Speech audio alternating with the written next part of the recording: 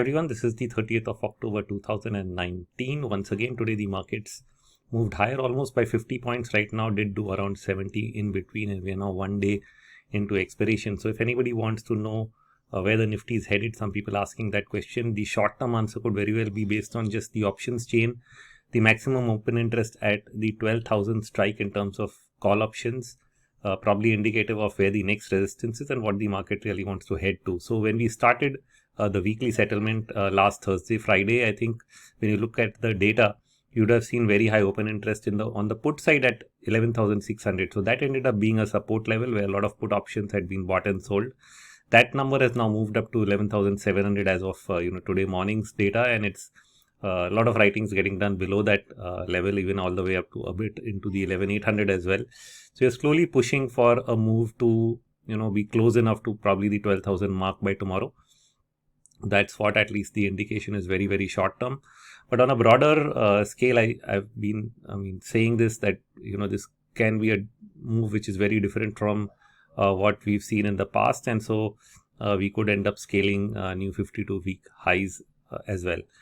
Now that could very well be into next month, or whether it could go into the month of December as we continue to push up. Will there be some consolidation near the 12,100, 200 mark also needs to be seen, because the trend line of all the highs comes in close to around 12,300.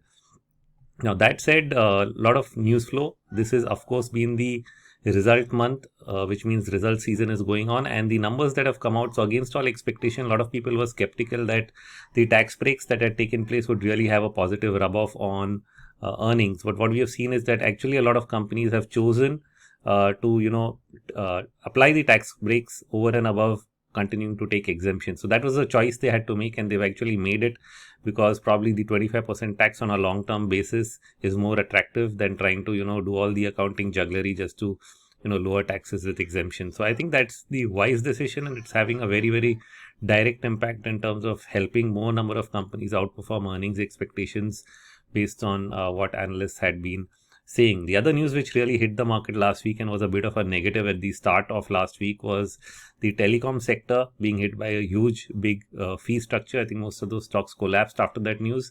But there's news today morning saying that government will try to actually back off a bit on that, at least in terms of the time to payment, trying to give them a 2-year moratorium on those payments, and that will definitely help the near-term troubles. And so this is what I've been saying when all the negative sentiment came in, and I mentioned it on my podcast a while back, that steps are being taken to actually push the problems forward or not let them crop up right away, whatever it is, whether it's the telecom payments, whether it was MSME, NPA recognition, and so on, and liquidity funding to banks and the financial sector. All of that is being taken care of at the back end to make sure that this problem doesn't get bigger than it has already become. Will they show up in future once again? That's a time horizon based issue, and I think sometimes it's only after financial markets get over leveraged that you really get into trouble. Right now, what happened in the last couple of years, even though I was the on top of calling the peak in mid caps in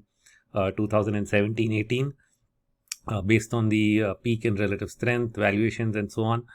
What happened in that time period is that a lot of people prior to that have been participating in the market through direct investment or through funds, which is more in the form of passive investing.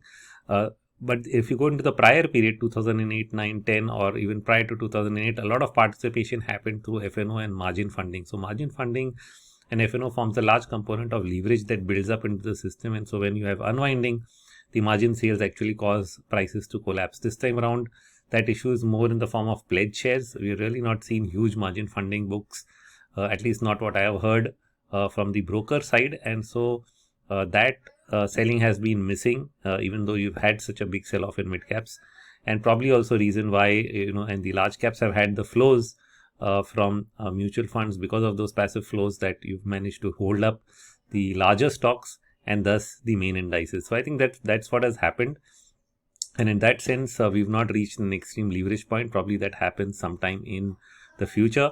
Once we get another cycle and mania going, will we build up enough leverage in the system, needs to be seen. But typically that's what ends up always being the tipping point for financial markets, is when you end up with excess leverage more than anything else. And last and not least, from the IC mornings this morning, I've covered a lot of the metals, especially the MCX metals. And there's a clear divergent trend between the base metals and precious metals that is happening recently. One of the reasons I mentioned yesterday is, of course, the risk of trade, because that causes, money moving out, not just from bonds, the dollar, but also gold prices.